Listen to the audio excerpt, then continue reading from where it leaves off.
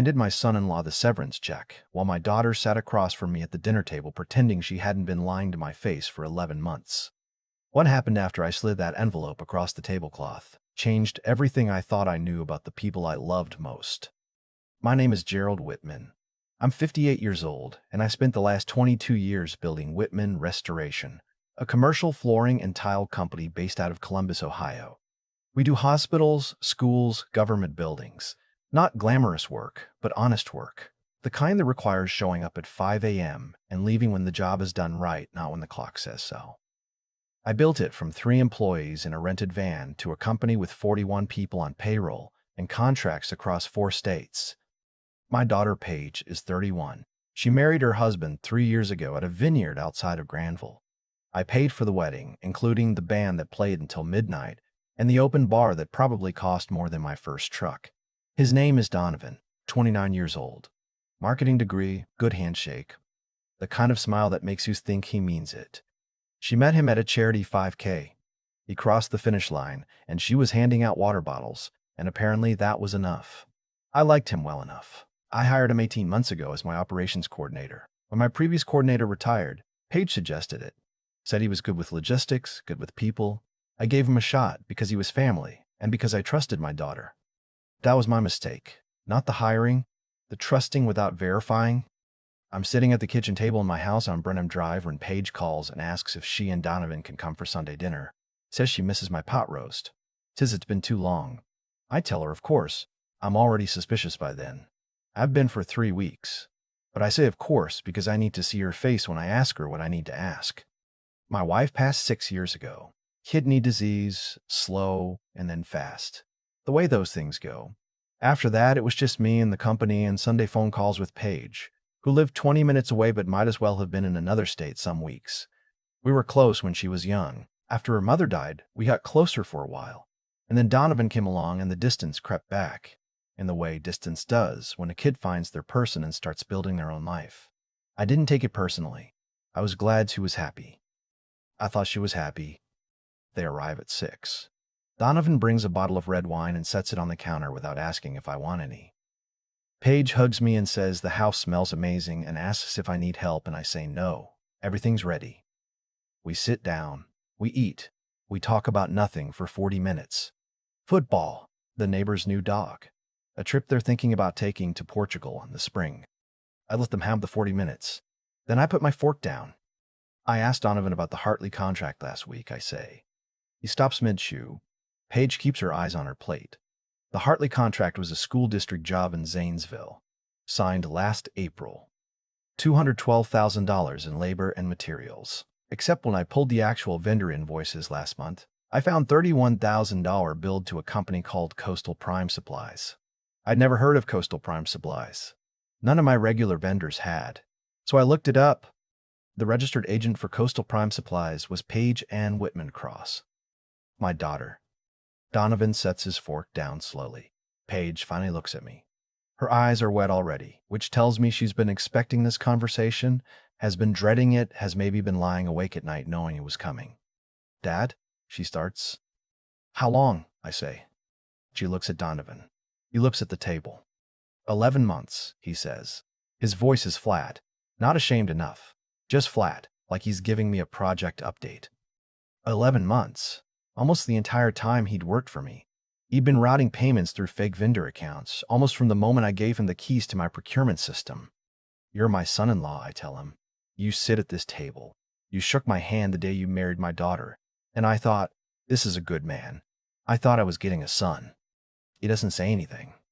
Paige is crying now. Real tears, I think. But I've been wrong about what's real before. How much did you know? I ask her. She presses her lips together. Everything comes apart in her face. I knew he was doing it. I didn't know how much until later. I told him to stop. I told him more than once. But you never told me.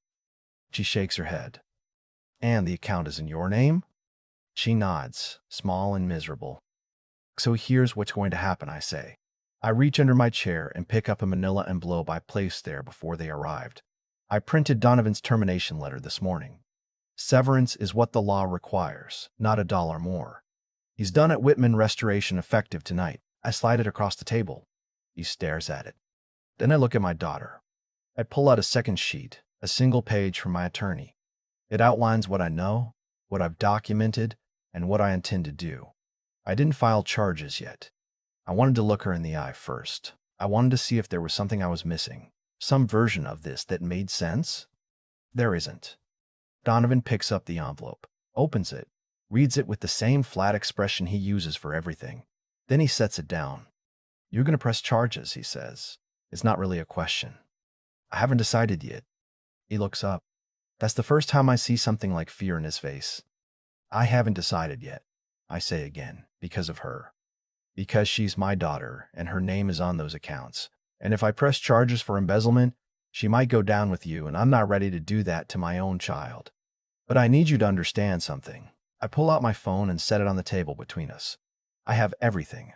Every transaction, every fake invoice, every email where the two of you discussed the timing of the withdrawals. My forensic accountant finished her report on Thursday. $47,000 passed through accounts registered to my daughter. Paige puts her face in her hands.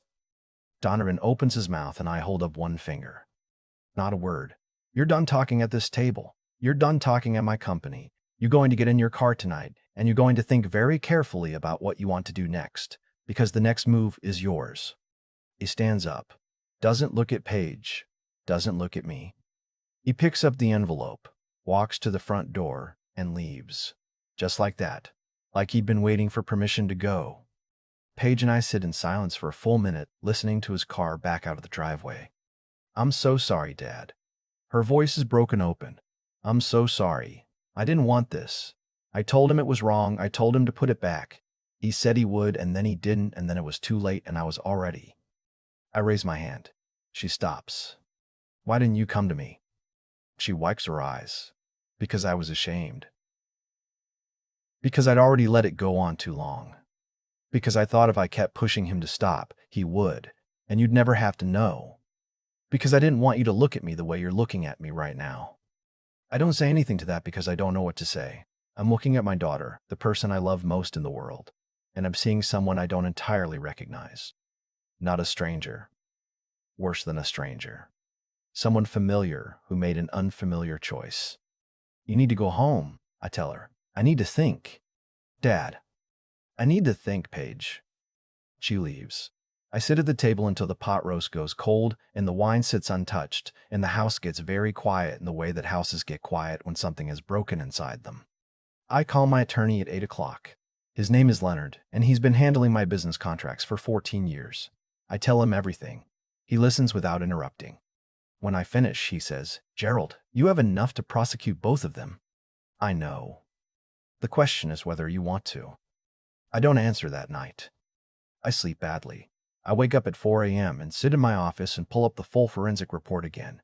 $53,000 total, spread across 11 months, routed through 3 shell accounts, 2 of which bore variations of Paige's name. The methodology was Donovan's. I'm almost certain of that. He knew my procurement system better than anyone except me. He knew which invoice categories got spot-checked and which ones didn't. He exploited a gap I hadn't closed because I trusted him. That's on me too. I know that. I call my son the next morning. His name is Warren, and he lives in Portland, Oregon, which is deliberate. He moved as far from Columbus as geography would allow after his mother died, which I understood even if it hurt. He's 34, works in civil engineering, has 2 kids.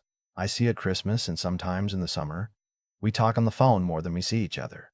It's not the relationship I wish we had, but it's honest and it's real. I tell him what happened. All of it. He's quiet for a long time after I finish. Then he says, "Does Paige know you called me?" "No." He's quiet again. Then, "She made a bad choice, and then kept making it because she was scared. That's Paige. You know that's Paige. Remember when she crashed Mom's car and didn't tell anyone for 3 days?" I remember. She was 17 and she parked it in the garage and hoped nobody would notice a busted taillight. She doesn't run toward hard things. She freezes and hopes they go away. That was a taillight, Warren. This is $53,000. I know. I'm not defending it. I'm just saying she's not Donovan. Donovan built the thing. He used her name, and he used your trust, and he built something she got trapped in. You don't know that. No, but neither do you. Not yet. He's right. I don't know that. Not for certain. After we hang up, I sit with that for a while. I go into the office on Monday. I call a staff meeting at 9 o'clock. 37 people in the main conference room, some of them standing along the walls. My operations manager, a woman named Claudette, who's been with me for 9 years and runs that floor like a general, is watching me from the second row with an expression that says she already suspects something. I don't dress it up. Donovan Cross is no longer employed by Whitman Restoration, I say. He was terminated effective Sunday evening for misappropriating company funds. The amount involved is significant. I've engaged a forensic accounting firm and an attorney. If you were involved in any transactions that ran through his desk over the past 11 months, you should speak with me or Claudette before the end of the week. If you have questions, I'll answer what I can. The room erupts, the way rooms always do. One of my project leads, a guy named Bram who's been with me 15 years, raises his hand immediately. Is the company in trouble? No. We're financially sound. What was stolen is recoverable. We'll tighten processes and we'll move forward. Claudette speaks from her chair. What about Paige? I expected that too. They all know Paige. She came to the company barbecues. She answered phones here when she was in high school. She was supposed to be family to this place. Paige's situation is under review, I say. That's all I'll say about it today. After the meeting, Claudette pulls me aside in the hallway. How bad? She asks. 53,000. Donovan did the engineering. Paige knew and didn't report it. Claudette blows out a breath. Is she going to be charged? I don't know yet. What do you need from me? Exactly what you always do. Keep this place running. Don't let the speculation become the story. She nods. Then she says, Gerald, for what it's worth. She pauses. He pushed her into that corner. I watched him do it the whole time he was here. Little comments about how you worked too hard. How the company's profits were larger than the salaries. How she deserved more. It was building a case to her before he ever built a scheme. You saw that. I see most things, she says, and walks back to her office. That afternoon, Paige calls me 7 times. I let them all go to voicemail. Not because I don't love her, because I'm not ready to talk until I know what I'm going to say. The time, I answer. She doesn't say hello. She just says, Dad, I need you to know that I tried to get him to stop. I have the texts. I have months of texts where I told him to put the money back. He kept saying he would. He kept saying he had a plan to cover it before you found out. Send them to Leonard, I tell her. I already did. This morning. Good. Silence on the line. Paige. Yeah. Who proposed the setup? Whose idea was the company in your name? Long pause. His. He said it was safer that way. Said if anything went wrong, I could say I didn't know. That he'd used my information without my consent. So we planned an exit strategy that left you holding it. Her voice goes small. Yes. I close my eyes. Okay, I tell her. Come to the office tomorrow morning. Bring everything. We're going to figure this out. She starts crying again. Thank you, Dad. I'm so... I know. I tell her. Tomorrow. I hang up and call Leonard back. I tell him what she said about the texts.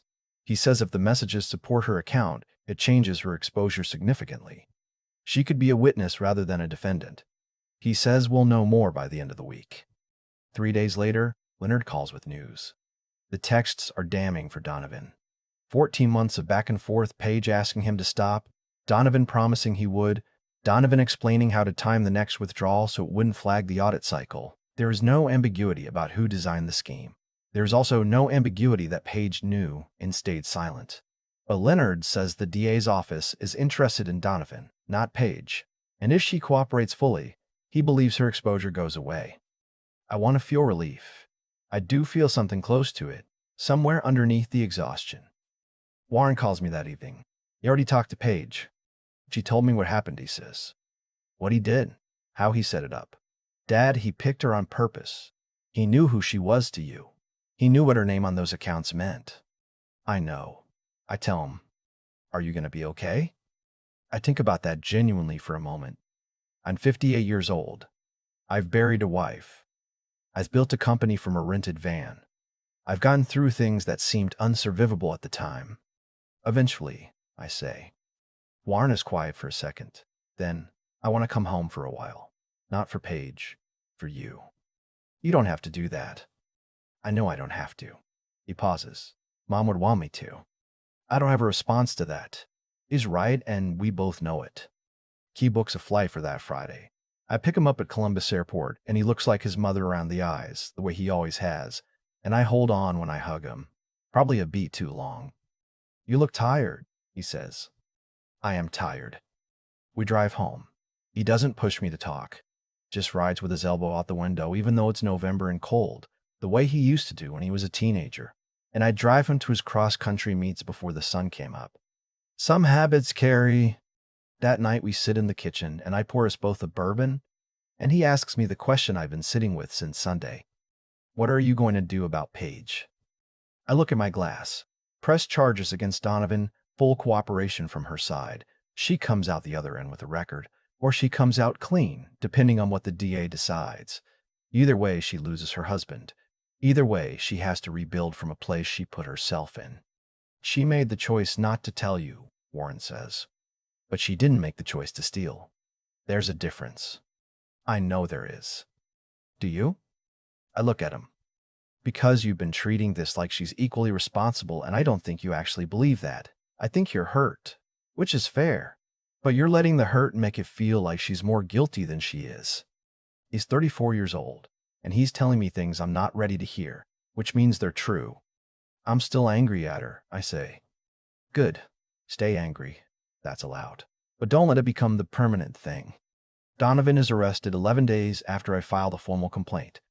The police do it at his apartment, not at a job site, not in front of anyone I know, because I specifically requested they not make it a spectacle. His attorney contacts Leonard within 24 hours. They want to talk settlement. They want to avoid trial. Leonard calls me. Gerald, they're offering full restitution plus 30% on top, in exchange for a plea that keeps him out of a jury trial. Minimum sentencing recommendations from the DA's office. What does that mean, practically? Probably 2 years. Maybe 18 months with good behavior. My first instinct is to say no. Make him face the full weight of it. Stand in a courtroom. Let 12 people hear what he did. Then I think about Paige on that witness stand.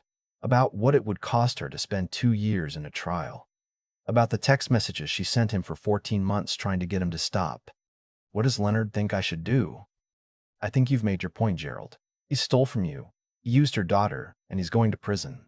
The question is whether you want him to go to prison faster or slower. I tell him I need 24 hours. That night, I walk out to the back of my property, which backs up against a small creek that freezes over in January.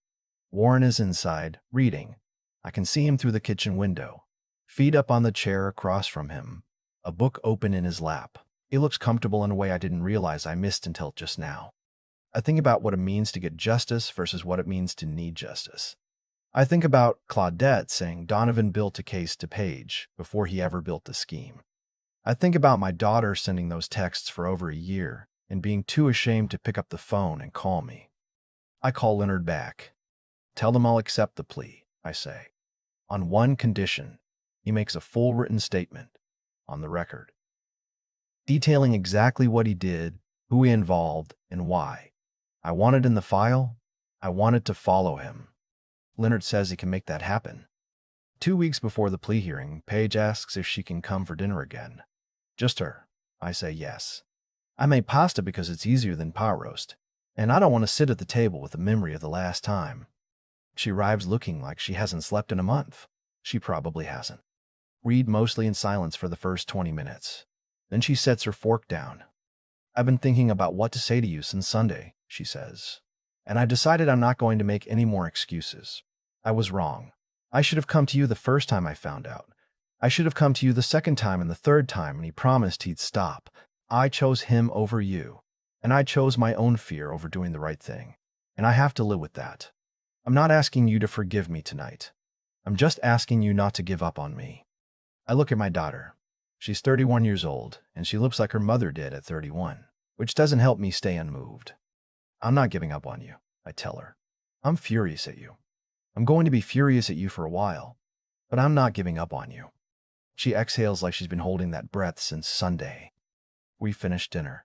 She helps me with the dishes. She asks about Warren, and I tell her he's staying through the holidays, which surprises her.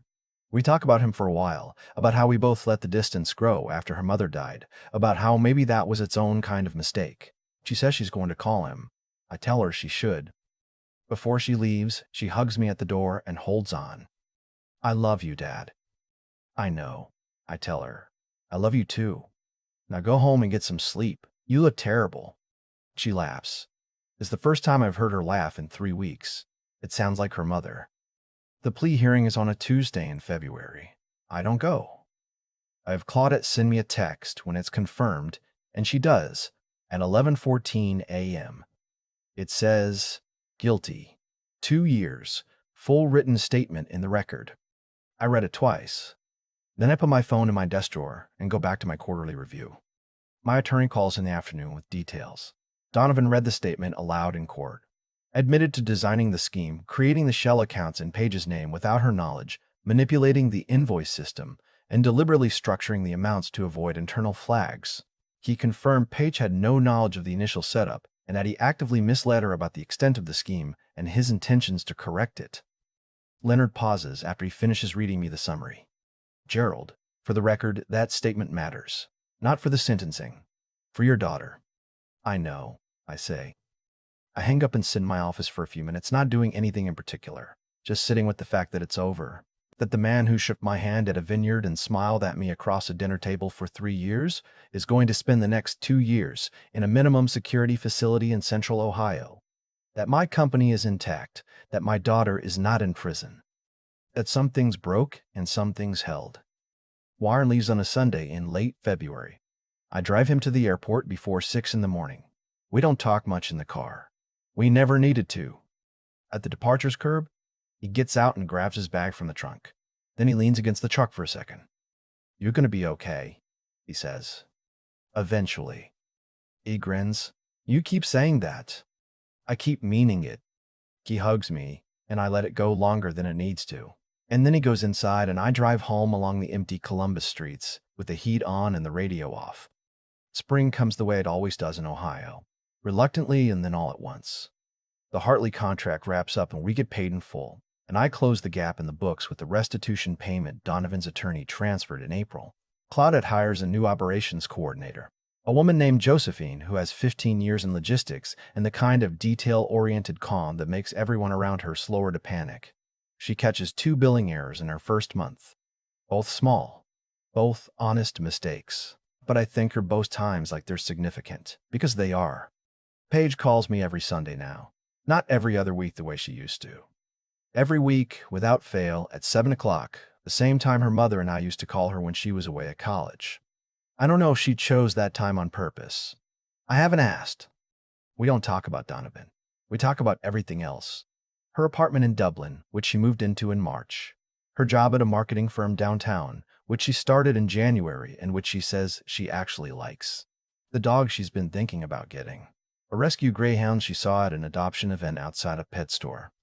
Get the dog, I tell her one Sunday in April. You think? You've been talking about it for 3 weeks. Get the dog. She gets the dog the following weekend.